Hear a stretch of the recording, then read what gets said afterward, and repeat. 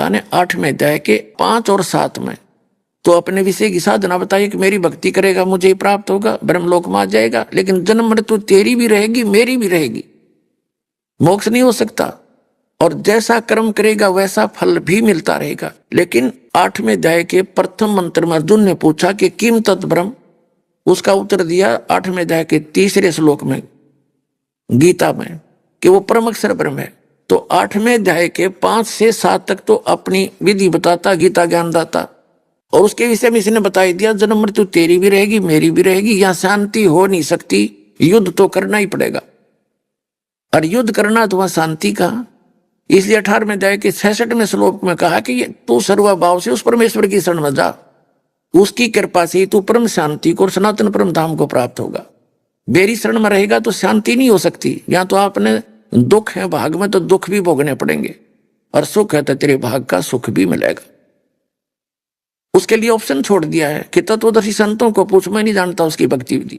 17वें अध्याय के 23वें श्लोक में गीता ज्ञानदाता ने उस परम अक्षर ब्रह्म सच्चिदानंद घन ब्रह्म, ब्रह्म ने माने सच्चिदानंद घन ब्रह्म की भक्ति का संकेत किया है कि उसके 3 मंत्र का जाप है। ओम तो सार्वजनिक कर दिया, वो तो उसका है ही, और तत् और सत वो सांकेतिक छोड़ दिए, उसको तत्वदर्शी संत बताएगा। तो वो दोनों कोड वर्ड जो है वो दास के पास है, वो कंप्लीट कोर्स है।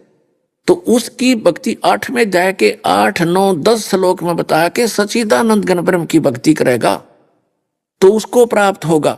8वें अध्याय के 5 और 7 में कहा कि मेरी भक्ति करेगा तो मुझे प्राप्त होगा। ब्रह्म की साधना करने वाला ब्रह्मलोक में जाएगा। गीता अध्याय नंबर 8 के श्लोक नंबर 16 में स्पष्ट कर दिया है कि ब्रह्मलोक पर्यंत सभी पुनरावृत्ति के अंदर है। तो उसने स्पष्ट कर दिया है कि उस पूर्ण परमात्मा की साधना से मैं परिचित नहीं हूं, और मेरी भक्ति करेगा तो ऐसे ही कष्ट भी होंगे, तेरे भाग में सुख है तो सुख भी होगा, तो ये दोनों मिलते रहेंगे। और परम शांति चाहिए तो तुझे सब पापों का नाश चाहिए तो परम अक्षर ब्रह्म की शरण में चला जा। उसके लिए तत्वदर्शी संत की खोज कर ले। तो वो तत्वदर्शी संत ये दास रामपाल दास सतलोक आश्रम भारत के अंदर है।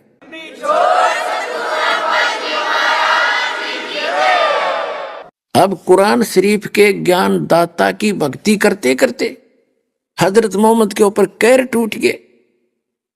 जिस व्यक्ति के 3 पुत्र और तीनों मर जाए तो खाक शांति उसको, चाहे राष्ट्रपति बना दे उसने, उसका कलेजा हिलता रहेगा सदा, और इसी गम में मर जाएगा वो व्यक्ति, ज्यादा जीवित भी नहीं रह सकता, इतना खोखला हो जाता अंदर से।